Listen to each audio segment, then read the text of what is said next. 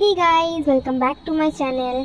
তো আজকের আমার বাংলা ব্লগ, তো এটা আমি বাংলা ব্লগ করছি। তো আমার আরেকটা চ্যানেল আছে, কিন্তু আমি ওটাতে বাংলা ব্লগ ছাড়ি না, ওটা আমি হিন্দিতে ছাড়ি, কারণ আমি জানি আমার অডিয়েন্স অনেকেরা হিন্দিতে কথা বলে।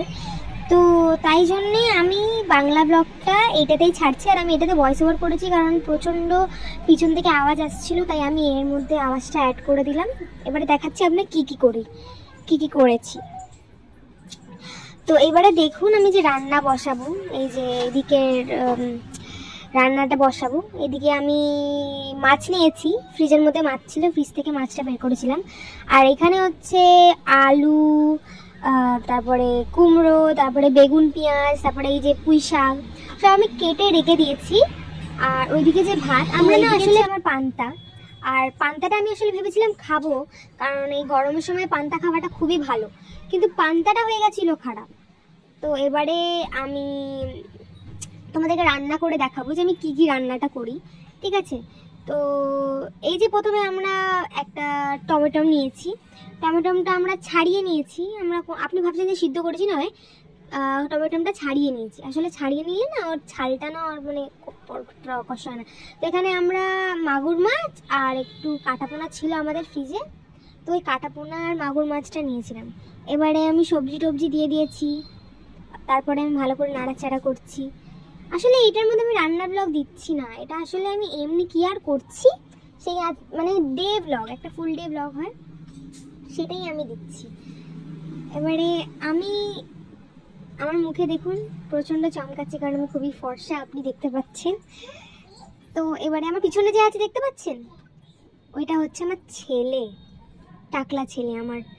তো এই দেখুন আমার মাছ রান্না হয়ে গেছে, দেখে তো মনে হচ্ছে মাছটা ভালো হয়েছে। এবার ওরা খেয়ে দেখেই বলতে পারবে যে আমার মাছটা কেমন হয়েছে, ঠিক আছে? দেখতে পাচ্ছেন মাছটা। এই যে আমার মেয়ে পড়াশোনা করছে, নামের পড়াশোনা তো করছে। এই যে আমার ছোট মেয়েটাকে টাকলা করে দিয়ে হয়েছিল, খুব বিদ্যের, মানে সারাক্ষণ ধরে এখানে ঝোলাঝুলি, মানে স্থিরভাবে ঘরে বসতে পারবে না। আর এই যে নিচে আমার ছেলে, আমার মেয়ের পিছনে লাগবে, তাই জন্য নিচে বসে আছে। আমার মেয়েকে দেখতে পাচ্ছেন আপনি, ভীষণ টাটা করে দিচ্ছে, ভীষণ কি। এইবারে আমার যে মেয়েটা হচ্ছে ভীষণ বদমাশ, আমি আপনাদেরকে বলছিলাম। আর আমাদের সামনে নেই এই আমাদের যে এখন তো জানেন গরমের সিজনে আম হয়, আমার ছেলে দেখছে দেখুন, গরমের সিজনে আম হয়। তো আমাদের এই যে বারান্দার বাইরেই ঠিক আমাদের আম গাছ আছে। কাল যা বৃষ্টি হয়েছে, আমি কি বলছি, আমি আপনাদেরকে বলছি, আমি বলছি যে কাল যা বৃষ্টি হয়েছে, তারপরে তো আজকে আপনারা জানেনই, মানে আমাদের কাল বৃষ্টি হয়েছিল বলে রাতের বেলা কারেন্ট চলে গেছিলো। তো কারেন্ট যেহেতু চলে গেছিলো, কিন্তু কারেন্ট চলে যাওয়ার পরের সত্ত্বেও আমরা ভালো ঘুমিয়েছি, কারণ ভীষণ ঠান্ডা ছিল, গায়ে একটা চাদর বা কাঁথা নিয়ে শুতে হয়েছিল, কারণ ভীষণ ঠান্ডা লাগছিল, আর হাওয়াটাও ভালো আসছিল। আর আমরা দরজা খুলেই শুয়ে পড়েছিলাম। তো যদি আপনাদের এই ব্লগটা ভালো লাগে, তো আপনি চ্যানেলটা সাবস্ক্রাইব করুন, আর লাইক তো করুনই।